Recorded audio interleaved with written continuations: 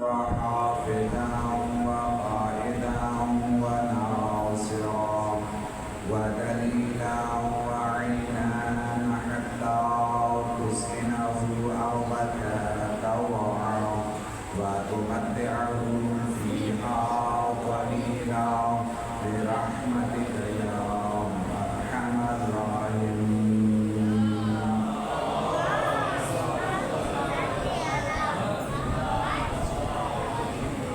ما شاء الله لا حول ولا قوة إلا بالله العلي العظيم. نعم المولى ونعم النصير. أعوذ بالله من الشيطان اللعين الرجيم. بسم الله الرحمن الرحيم. الحمد لله الذي جعل الحمد مفتاحا لذكره وخلق أشياء ناطقة بحمده وشكره. الصلاة والسلام على أشرف الأنبياء والمرسلين والشهداء والصديقين وجميع عباد الله الصالحين أبي القاسم محمد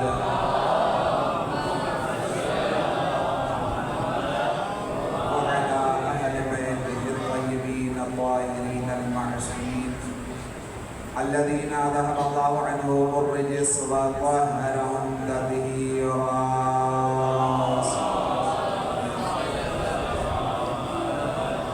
ولعنة دائمة من الآن إلى قيام يوم الدين. أما بعد فقد قال سبحانه وتعالى في القرآن المجيد والفرقان الحميد وقوله الحق. بسم الله الرحمن الرحيم. وأنزل الحديد فيه بأس شديد ومنافع للناس وليعلم الله من ينصره رسله بالغيب. صلوات پڑھیں محمد وآلہ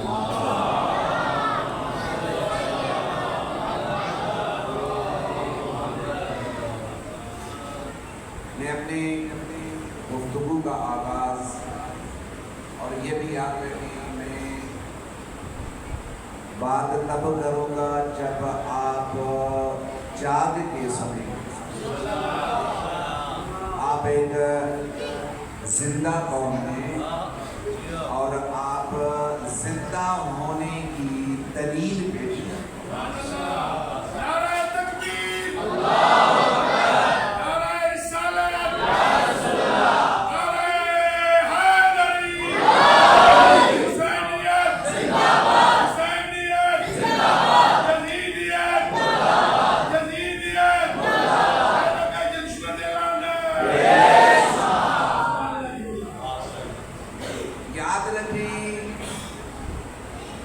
اس حدیث کو جو ابھی میں پڑھنے لگا ہوں موضوع پہ بعد میں آ رہا ہوں کہ آپ خود نہیں آئے.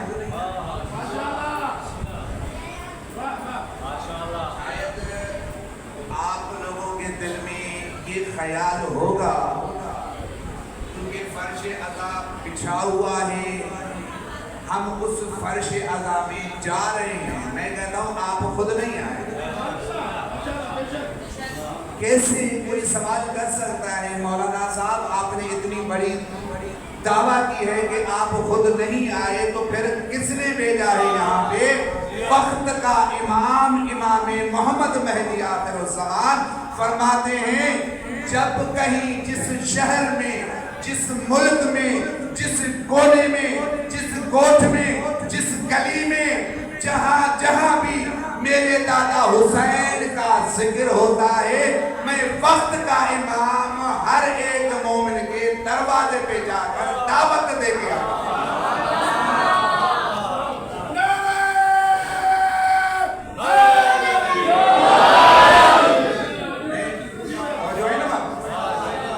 میں وقت کا امام آپ لوگوں کے دروازے پہ آ کر تقل باب کرتا ہوں کہ میرے دادا کا ذکر ہونے والا ہے مجلس ہونے والی ہے آگے اسی مجلس میں شریک ہو. اب یہاں سے میں آپ لوگوں سے سوال کروں ماشاءاللہ علماء سنتے آئے ہیں. اچھا جو دعوت دیتا ہے किसी की शादियों की दावत देने वाला जो होता है वो क्या कहलाते हैं? वो मेजबान, मेहमान कहते हैं। और जो दावत कबूल करके उसी जगह आता है, चाहे कोई भी प्रोग्राम हो, तो वो जो आ रहा होता है उसको क्या कहते हैं? मेहमान। और हर एक मेजबान यही चाहेगा कि मैं कोशिश करूं आने वाले मेहमान को किसी चीज की कोई परेशानी न हो। समझ में ना? अब आपका मेजबान है वक्त का इमाम। मैं देख रहा हूं आप सुनना क्या चाह रहे हैं। आपका मेजबान है वक्त का इमाम। अब इमाम वक्त भी यही सोचेंगे, जो मोमिन घर से जो परेशानी लेके आ रहा है, जो दिल में हाजत लेके आ रहा है, क्योंकि मेजबान अच्छे होने की अलामत ये है कि मेहमान के मुताबिक अमल करे।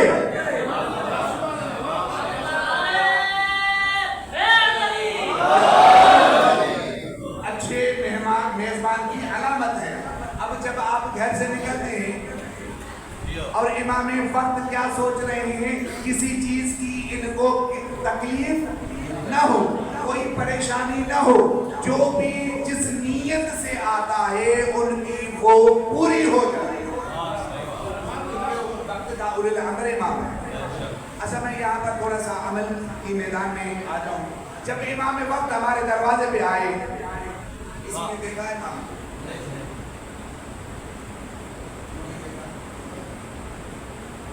आप सब चुप हो गए कि दूसरे उलमा की तरफ इस मौलाना ने भी हमारी गिरेबान पकड़ी, क्योंकि अमल के मैदान में वैसे भी मोमिन पीछे होते हैं। भाई इमाम को क्यों नहीं देखा? जबकि इमाम तुम्हारे दरवाजे पे आ चुका था और वक्त का इमाम खुद फरमाता है मैं तुम्हारे दरवाजे पे आ चुका हूँ, आप अपनी मर्जी से नहीं आए, उलिल अम्र के हुक्म से यहाँ पर पहुंचे हैं। जब आया था फिर देखा क्यों नहीं? नजर क्यों नहीं आया? अब ये इमाम से मत पूछना कि हम आपको देख क्यों नहीं पाए, अपनी आंखों से पूछना कि वजह क्या है जिसकी वजह से हम अपने वक्त के इमाम को नहीं देख। वो आंखों की गुनाह है जो वक्त के इमाम को देखने से महरूम रखे। चलो अब सोचना, ये जब घर जाए ना, सोचना इस बात को किसी कोने में बैठकर। और ये भी मैं आपको बताऊं, अगर आप सिर्फ इसी दिनों के मोमिन न बने जो आप 29 ज़िलहज में 29 ज़िलहज तक मोमिन थे, और फिर मुहर्रम के आने के बाद 11 मुहर्रम में गुजरने तक आपके अंदर अगर कोई तब्दीली नहीं आई तो आप फर्श अज़ा को कसूरवार मत ठहराएं, अपने गिरेबान में झाँक के रखना अगर कसूर क्या था।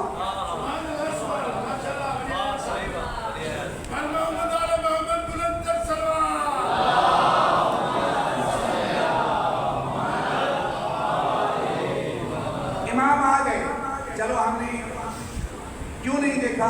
मैंने क्या कहा कि आप घर जाएं और घर जाने के बाद किसी कोने में बैठकर सोचना आखिर ऐसा कौन सा गुनाह किया है जिसकी वजह से हम अपने वक्त के इमाम को देख नहीं पाते। शाह ने भी तो अच्छे जुमले से कहा था, जीता हूँ इसलिए। और जीते क्यों हैं वैसे? और हर नमाज के बाद में दुआ इमाम ज़माना भी पढ़ते हैं। शाह ने कहा, जीता हूँ इसलिए कि वो जलवा दिखाई दे, मेरी नजर को यूसुफ ज़हरा दिखाई दे, अपनी निगाहे शौक को दर्दे जमा के रख, शायद के तेरी दीद को मौला दिखाई दे।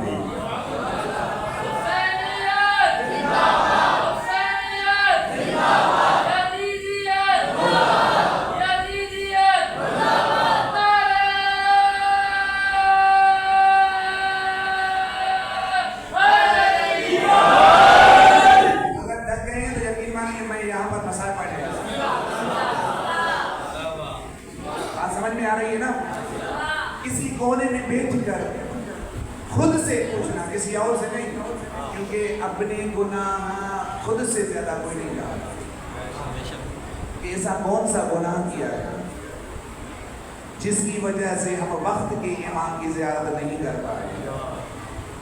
چلو زیارت نہیں ہوئی کیونکہ آنکھوں سے گناہ ہو گئے. اس کے بعد امام تو آئے تھے نا, میں نے کہا نا امام کا فرمان ہے اور چھوٹا فرمان بھی نہیں. امام آئے تھے ہمارے دروازے پر, داخل بات بھی کیا, امام کو دیکھا نہیں کیونکہ آنکھوں سے گناہ اتنے ہو گئے.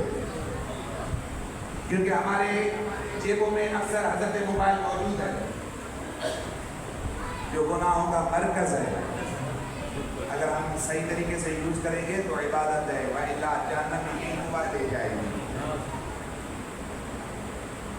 گناہ آنکھوں سے ہو گئے, ہم نے امام کو نہیں دیکھا. چلو امام نے آواز بھی تو دی ہوگی.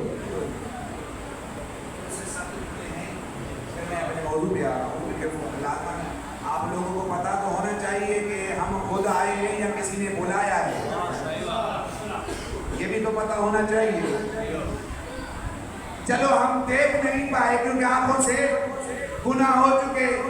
امام نے آواز بھی تو دی کہ آج فلاں جگہ پر میرے دادا حسین کا ذکر چل رہا ہے, آپ سب نے وہاں پہ آنا ہے, دعوت دی. کیا ہم نے امام کی آواز سن لی؟ نہیں سنی نا. جب نہیں سنی تو آخر کیوں نہیں سنی؟ قصور کس کا ہے؟ آخر قصور تو ہونا چاہیے کہ ہم نہ امام کے دیدار کے لیے جس کے لیے ترس رہے ہیں, دعائیں مانگ رہے ہیں, ہر نماز کے بعد دعا کرتے ہیں اللہم عجل لولیک الفرج, ہر دعا کے بعد یہی کہتے ہیں پروردگار ہمارے 12ویں امام کا جلد ظہور فرما.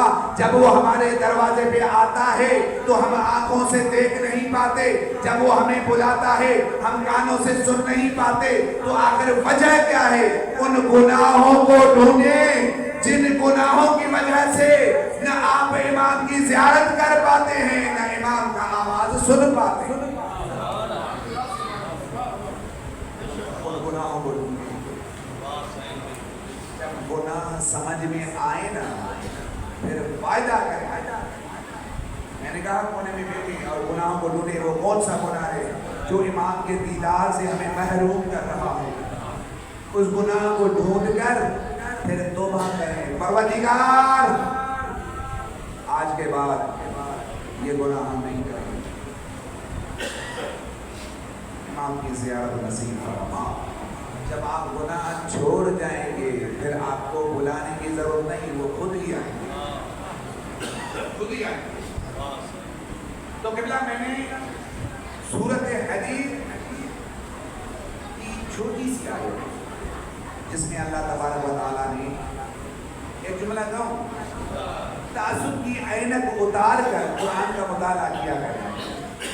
تعصب کی عینک اتار کر جہاں پر جو بھی راستہ قرآن بتلاتا جائے اسی راستے پہ چلتا جا, تجھے سمجھ میں آئے گا کہ صراط مستقیم کیا ہے. صرف کیا ہے؟ تعصب کی عینک ہوتا ہے. قرآن نے کہہ دیا وَأَنزَلَ الْحَدِيدَ فِيهِ بَأْسٌ شَدِيدٌ, اور ہم نے لوہے کو نازل کیا جس میں شدید جھگڑا ہے. یہ لوہا کون سا تھا؟ یہ لوہا کون سا تھا؟ اس وقت سخت سے سخت لوہا ٹرین چلتی ہے نا, اس کا جو پٹری جس کو آپ کہہ رہے ہیں وہ سب سے سخت ہوتی ہے. کیا اللہ نے اس کے بارے میں کہا ہے وَأَنزَلَ الْحَدِيدَ فِيهِ بَأْسٌ شَدِيدٌ, ہم نے, اور کہا کہ ایسے ہم نے لوہے کو نازل کیا جس میں شدید جھگڑا ہے.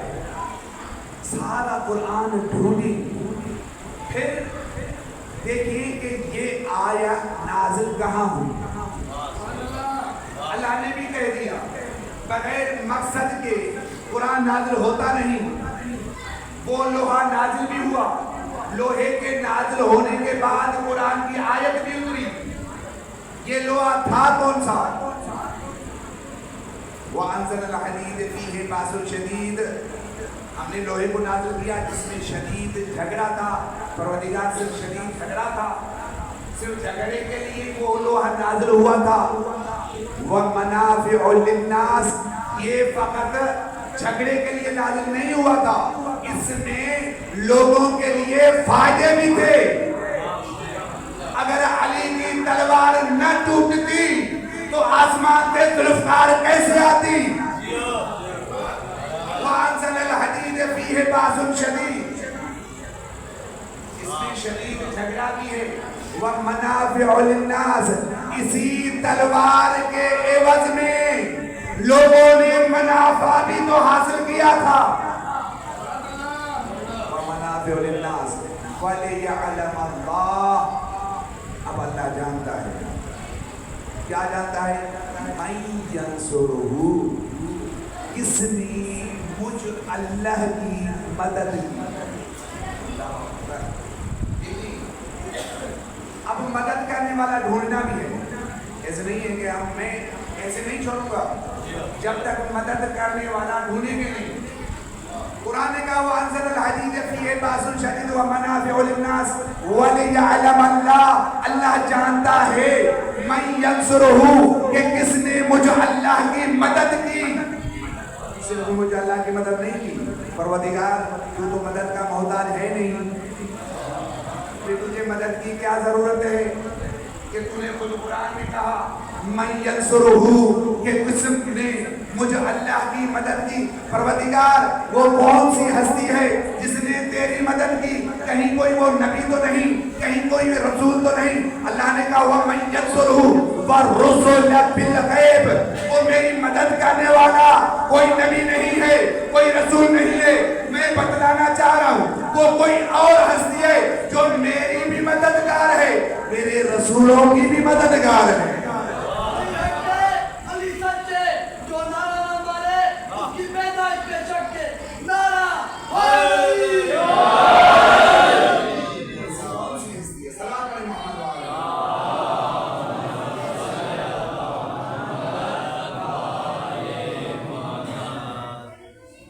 انزل الحدید فیہ بأس شدید، آواز آ رہی ہے سب کی؟ اور یہ بھی یاد رکھیں میں مائک کا محتاج بھی نہیں۔ انزل الحدید فیہ بأس شدید، ہم نے لوہے کو نازل کیا جس میں شدید جھگڑا ہے۔ وَمَنَافِعُ لِلنَّاسِ، لوگوں کے لیے فائدے بھی ہیں۔ وَلِيَعْلَمَ اللَّهُ، اللہ جانتا ہے، پروردگار کیا جانتے ہو؟ مَن يَنصُرُهُ، کہ کس نے مجھ اللہ کی مدد کی۔ وَالرُّسُلَ، یہ رسول نہیں ہے، یہ بھی یاد رکھیں، لام پر زبر ہے۔ وَالرُّسُلَ، اور کس نے میرے رسولوں کی مدد کی۔ پروردگار یہ مدد کرنے والی ہستی تیرے علاوہ تو کوئی بارس ہے نہیں، تو تو بہترین مدد کرنے والا ہے، تو پھر تجھے مدد کی کیا ضرورت ہے؟ اور نبیوں کی، تیرے رسولوں کی مدد کی کیا ضرورت ہے؟ اور وہ اگر مدد کر بھی رہا ہے تو کیسے مدد کر رہا ہے؟ آدم کے دور میں تو تھا نہیں، توجہ ہے نا، آدم کے دور میں تو تھا نہیں، ابراہیم کے دور میں تو تھا نہیں، عیسیٰ کے دور میں تو تھا نہیں، موسیٰ کے دور میں تو تھا نہیں، داؤد کے دور میں تو تھا نہیں، تو یہ مدد کس طرح کر رہا ہے؟ اللہ نے کہا، یہ جملہ اللہ نے کہا کہ یہ جو مدد کر رہا ہے، انزل الحدید فیہ بأس شدید ومنافع للناس ولیعلم اللہ من ینصرہ والرسل بالغیب۔ صلوات پر محمد وآل محمد۔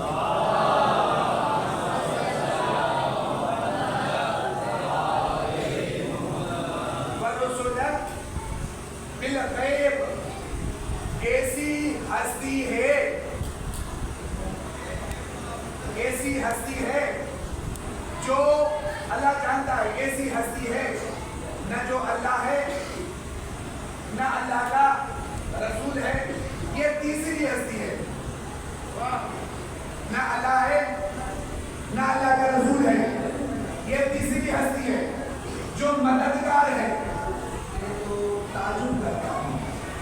میرا اللہ کیا کہا تھا کہ تعصب کی عینک اتار کر قرآن کا مطالعہ کریں تو سمجھ میں آ جائے گا کہ صراط مستقیم کیا ہے، صراط مستقیم کیا ہے۔ تو آ جائیں، پوچھتے ہیں کہ تیسری ہستی کون ہے جو اللہ کی بھی مددگار بن رہی ہے، جو رسولوں کی بھی مددگار بن رہی ہے۔ کسی اور کے پاس نہ جائیں، آج حضرت عیسیٰ سے پوچھ لیتے ہیں، حضرت عیسیٰ سے ہی پوچھ لیتے ہیں کہ اے عیسیٰ، اے باپ کے بغیر پیدا ہونے والا نبی، تو ہی بتلا دے کہ تیری مدد کس نے کی، تو ہی بتلا دے تیری مدد کس نے کی۔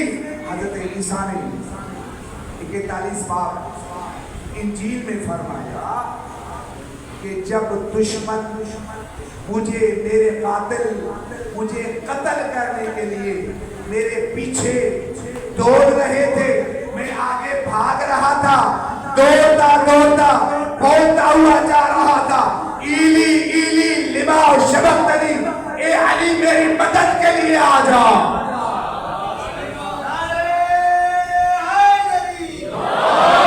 اے علی میری مدد کے لیے آ جا۔ یہاں پر واضح ہو رہا ہے اگر کوئی اللہ کا مددگار ہے، کوئی اور نہیں، کسی اور کو مدد کے لیے بلانے کی ضرورت بھی نہیں۔ اللہ خود فرما رہا ہے سورۃ حدید میں، ایسی بھی ہستی ہے جو مجھے اللہ کی بھی مددگار ہے، میرے رسولوں کی بھی مددگار ہے۔ آج حضرت داؤد سے پوچھ لیتے ہیں،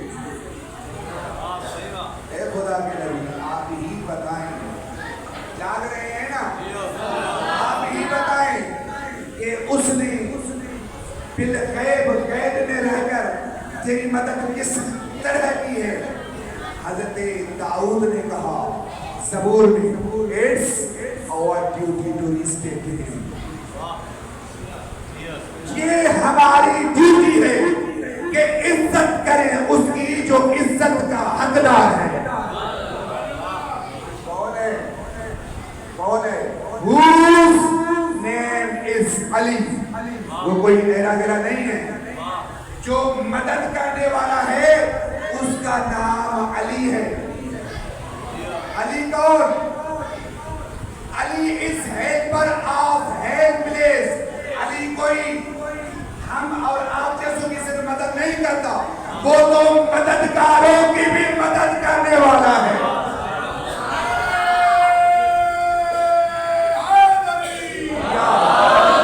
وہ تو مدد کرنے والوں کی مدد کرتا ہے۔ پھر اگر کوئی، میں نے دیکھا ہے اگر کوئی مومن یا علی مدد کہتا ہے شرک کے خطرے آ جاتے ہیں۔ آج میں جواب دے کے جا رہا ہوں، شرک کے خطرے آتے ہیں۔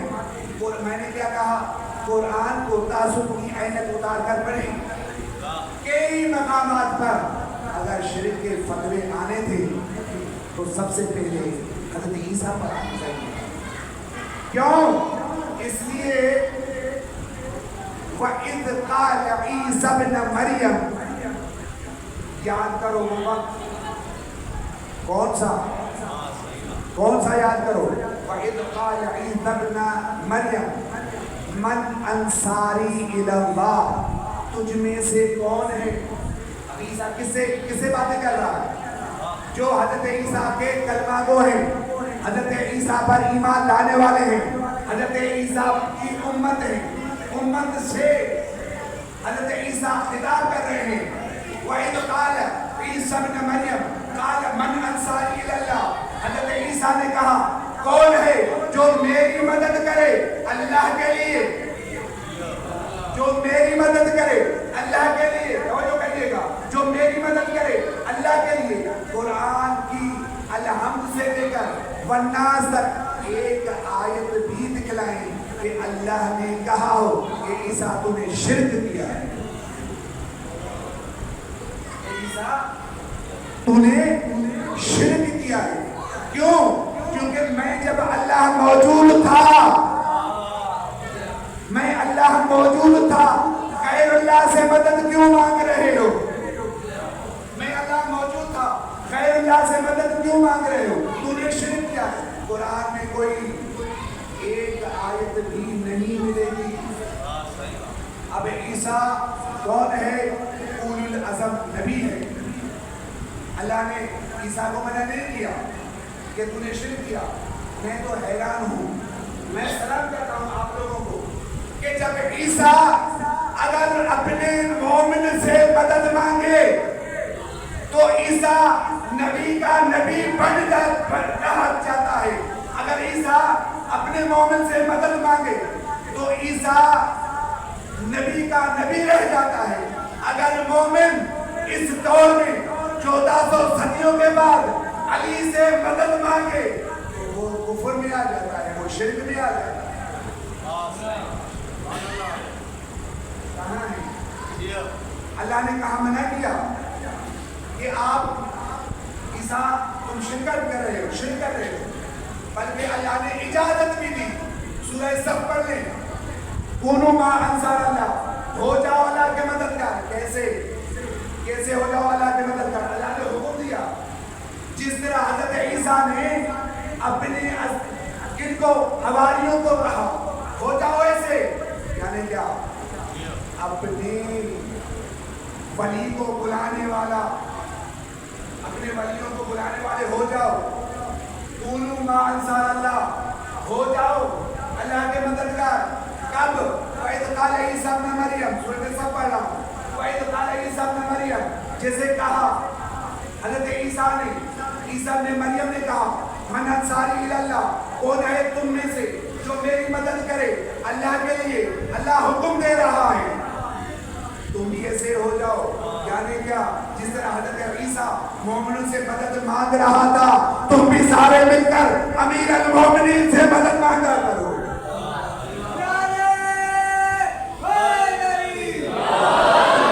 تم بھی سارے مل کر علی سے مدد مانگا کرو. علی مدد کرتا ہے, علی صرف مومن کی مدد نہیں کرتا. میں ایک چھوٹا سا وظیفہ بھی دے کے جاؤں. جب کبھی مصیبت آ جائے, پریشانی آ جائے, کسی پریشانی میں آپ پھنس جائیں, صرف نعت علی پڑھیں, راستے خود بخود کھل جائیں. نعت علی پڑھیں, راستے خود بخود کھل جائیں. کیوں؟ اس لیے یہ صرف اللہ, صرف مومنوں کا مددگار نہیں ہے, یہ اللہ کا بھی مددگار ہے, رسولوں کا بھی مددگار ہے. اس لیے تو میں نے بولا it's our duty to respect him. عزت کریں ان کی, جو حقیقی لائق ہے عزت کریں. یہ کون ہے؟ whose name is Ali, اس کا نام علی ہے. علی کون؟ علی is head of helper place. علی وہ ہے جو مددگاروں کی بھی مدد کرنے والا ہو. to see is help. حضرت داؤد فرما رہے ہیں کسی ایرے گیرے نتو گھیرے کی مدد کی تلاش میں مت رہنا. to see is help. ایسے ہی حیدر کی مدد کے محتاج رہنا, جو تیری مدد بھی کر سکے اسے مدد طلب کرتے رہنا. یہاں پر کہ علی جو یہ کہتے ہیں کہ علی مدد نہیں کرتا, نبی کسی کی مدد نہیں کرتا, بات صحیح کہتے ہیں. میں نے خود راؤ بند کیا ہے. جو کہتے ہیں کہ علی کسی کی مدد نہیں کر سکتا, نبی کسی کی مدد نہیں کر سکتا, صحیح کہتے ہیں. کس کی مدد نہیں کر سکتا؟ آل قرآن سے پوچھتے ہیں. سورۃ آل عمران آیت نمبر 58 میں اللہ نے فرمایا اولئک الذین لعنهم اللہ ومن یلعن اللہ فلن تجد له نصیرا. وہ جس پر اللہ کی لعنت ہو, میں اس وجہ سے لاؤ بند کیا ہے کیونکہ مجھ پہ فتویٰ آ چکی تھی کسی آیت پہ, حتیٰ پر تو قرآن رہا ہوں, اپنی طرف سے نہیں پڑھا.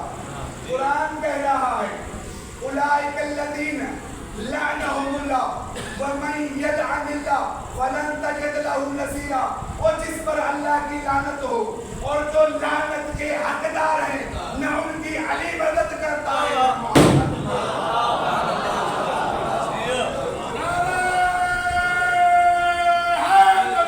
ہاں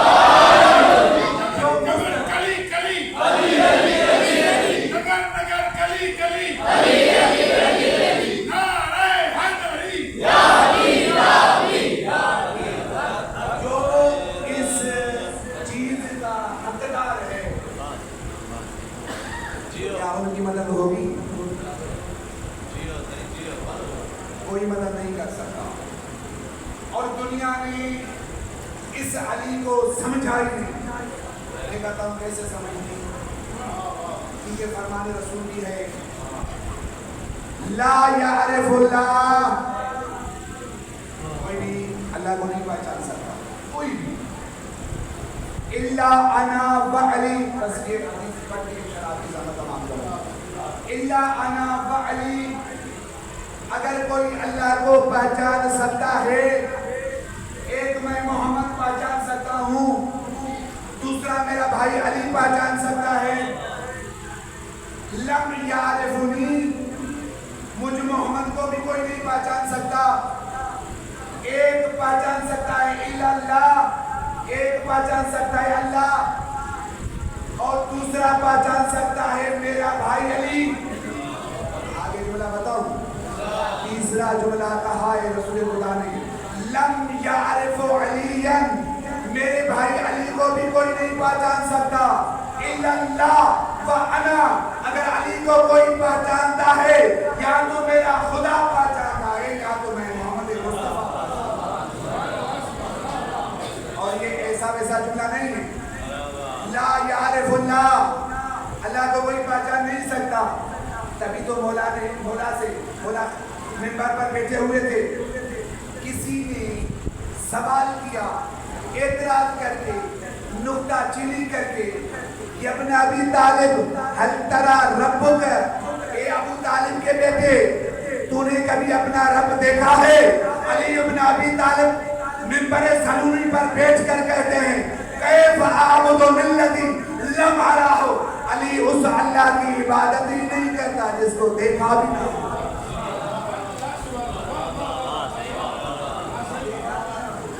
علی اس اللہ کی عبادت بھی نہیں کرتا. علی یہ ہے. اور اس کی زوجہ کی طرف جائیں، تبھی تو نبی نے فرمایا لولا علی لما کانت لکفر لفاطمہ، اگر علی نہ ہوتا تو فاطمہ کا کوئی کفر بننے کے لائق ہی نہ تھا. اگر علی نہ ہوتا، مجھے پتا ہے علی مہدی تھک چکا، اگر علی نہ ہوتا تو فاطمہ کا کوئی کفر بننے کے لائق نہ تھا. بندہ اٹھ کھڑا ہوا. حضرت ابوبکر صدیق کھڑے ہو کر سوال کرتے ہیں یا رسول اللہ، یہ اتنی بڑی دعویٰ کری ہے آپ نے کہ اگر علی نہ ہوتا فاطمہ کا کفر بننے کے کوئی لائق نہ تھا. کیا آدم ہی نہ تھا؟ کیا نبیوں میں سے کوئی ایک نبی جو فاطمہ کا کفر بنتا لائق نہ تھا؟ حضرت محمد مصطفیٰ فرماتے ہیں عالم ارواح میں جب کوئی نہ تھا، ایک وہ تھا، ایک میں تھا، ایک وہ تھا، ایک میں تھا، میں اسی کی عبادت کیا کرتا تھا، اس کے آگے سجدہ کیا کرتا تھا. جب میرا دل کہتا اس کی زیادہ تسبیح کرنا شروع کروں، سجدے میں جا کر تسبیح کو بڑھاتا اور میری پیشانی پر پسینہ آتا، میری پیشانی پر پسینہ آتا، میں سجدے سے سر اٹھاتا، وہ پسینہ پوچھتا، کوشش کرتا. اللہ پوچھتا میرے حبیب کیا کر رہے ہو؟ پروردگار میری پیشانی پر پسینہ آ گیا، یہ پسینہ پھینک رہا ہوں. اللہ کہتا ہے میرے حبیب یہ پسینہ کوئی عام پسینہ نہیں، میرے خاتم الانبیاء کا پسینہ ہے، میرے محبوب کا پسینہ ہے، یہ پسینہ مجھے دے. پروردگار یہ پسینہ کرنا کیا ہے؟ اس پسینے کو کہاں کرے گا کیا؟ پروردگار حکم فرماتا ہے میرے حبیب اس پسینے سے ایک ایک قطرے کو کبھی آدم بننا ہے، کبھی ابراہیم بننا ہے، کبھی عیسیٰ بننا ہے، کبھی موسیٰ بننا ہے. ایک ایک پسینہ، یہ تمام انبیاء میرے پسینے کی پیداوار ہیں. فاطمہ میری لخت جگر ہے، فاطمہ میری لخت جگر ہے.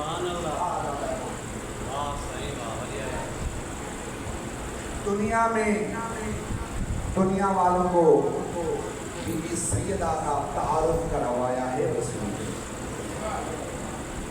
اللہ اکبر. کائنات میں ایسا کوئی باپ نہیں ملے گا جب بیٹی کو آتے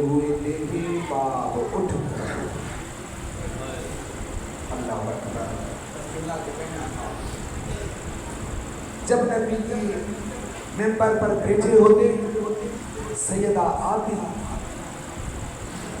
رحمت للعالمین منبر چھوڑ دیتے، دنیا والوں کو بتاتے تھے یہ دیکھو یہ کون آ رہی ہے۔ ایک مرتبہ سیدہ نے سوال کیا، بابا آپ تو میرے بابا ہیں، میرے والد ہیں، والد کا مقام اولاد سے بلند ہوتا ہے، بابا آپ کیوں کھڑے ہوتے ہیں؟ رحمت للعالمین نبی روتے روتے فرماتے سیدہ میں خود کھڑا نہیں ہوتا، ادھر کا حکم ہوتا ہے میری کنیزہ، اجرکم اللہ اجرکم اللہ، اللہ کا حکم ہوتا اٹھ جا کے میری کنیز آ رہی ہے۔ دوسرا مقام جب آیت تطہیر اتری تھی 3 مہینے مسلسل رحلت سے پہلے رحمت للعالمین نبی نماز فجر سے پہلے آگے سلام کیا کرتے تھے، زہرا کے دروازے پر آگے سلام کیا کرتے تھے۔ چوتھا تیسرا کہ جب نبی سیدہ کو دیکھتے تو ہاتھوں پہ بوسہ دیتے تھے۔ دنیا کو عظمت بتلانا چاہیے کہ دیکھو اے مسلمانوں اس زہرا کی عظمت کو پہچانو، جس زہرا کی عظمت کے لیے رسالت اٹھ کری رہتی ہے۔ عزادارو بابا کی وفات کے بعد اسی بی بی سیدہ کے دروازے پر آگ لگائی گئی۔ عزادارو بس اتنا نہیں، بی بی جب حق مانگنے کے لیے دربار گئی تھی نا، میں نے مسائل کو مختصر کر دیا، حق مانگنے کے لیے دربار گئی تھی، وہاں 4 گھنٹے کھڑی رہی، 4 گھنٹے دربار میں کھڑی رہی۔ جب واپس آئی اجرکم اللہ، جب واپس آئی امام حسن مجتبی آگے بڑھے، آگے بڑھ کر بی بی سیدہ کے قدم میں پاہ ڈال کے کہتے اماں تجھے پتا بھی تھا حق نہیں ملے گا، اماں پھر دربار گئی کیوں تھی؟ بس جواب نہ ملا۔ پھر امام حسین آگے بڑھے، امام حسین نے بھی باہیں ڈالی، پھر رو کے فرمایا اماں جب تجھے پتا بھی تھا یہ ظالم حکمران ہے، تجھے حق ملے گا نہیں، دربار گئی کیوں تھی؟ بس اتنا کہنا تھا کہ کتنا دیر تھی؟ صرف 4 گھنٹے۔ جب دربار سے واپس آئی تھی نا، جب مصلی عبادت پہ بیٹھ گئی، بی بی زینب پہچان نہ سکی، رو کے کہہ دیئے اے ضعیفہ یہ میری اماں زہرا کا مصلی ہے، اجرکم اللہ اجرکم اللہ۔ عزادارو جب جواب نہ ملا تو پھر 2 سال کی بچی 2 دن دیکھتی ہوئی آئی اور اپنی اماں کے گلے میں باہیں ڈال کر رو کر کہتی اماں دربار گئی کیوں تھی؟ بس جواب کیا ملا؟ بی بی رو کے کہتی ہے زینب اگر حسن پوچھتا ہے تو پوچھ لیتے، اگر حسین پوچھتا ہے تو پوچھ لیتے، زینب تو مت پوچھنا، بس یاد رکھنا جس دربار میں گئی تھی ایسے سب کے دربار کی ابتدا میں زہرا کر کے آئی ہوں، انتہا تجھے اجرکم اللہ، دربار کی ابتدا میں کر کے آئی ہوں، انتہا تجھے کرنی پڑے گی، اجرکم اللہ۔ اور کہا بی بی زہرا نے زینب اگر حسن پوچھتا ہے تو پوچھ لیتے، اگر حسین پوچھتا ہے تو پوچھ لیتے، بس یاد رکھنا جب میں دربار میں گئی تھی میں 4 گھنٹے دربار میں کھڑی رہی، اسی دربار میں زینب تجھے 9 گھنٹے کھڑے رہنا پڑے گا، 9 گھنٹے۔ عزادارو آگے کہا زینب جس دربار میں جب میں گئی تھی نا میرے ہاتھ کھلے تھے، زینب جب تو دربار میں جائے گی تیرے ہاتھ بندھے ہوئے ہوں گے، زینب جب میں دربار میں گئی تھی میرے سر پہ چادر تھی، جب تو دربار میں جائے